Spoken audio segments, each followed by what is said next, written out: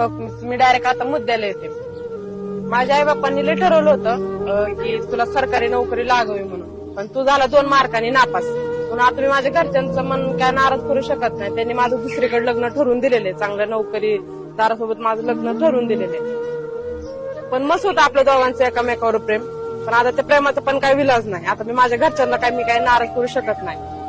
अगं सरळ सरळ सांग ना, तुला त्याच्यासोबत लग्न करायचंय म्हणून. कशाला आपल्या घरच्यांना मध्ये घालतीस म्हणून? नाही तसं नाही, मी माझ्या घरच्यांना नाही दुखू शकत.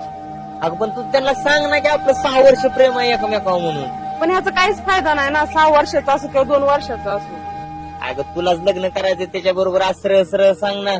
हे बघ, तू मला काय दुसरं तिसरं काय सांगू नको. मला तुला शेवटचं इथं बोलायचं होतं म्हणून मी आले तुझ्याबरोबर बोलायला. हे बघ, तुझा आणि माझा आजपासून मार्ग वेगळा. अगं पण थोडं तरी ऐकून घे. अरे ऐकायच्या गोष्टीमध्येच ना मी माझ्या आईवडिला मी नाही नाराज करू शकत.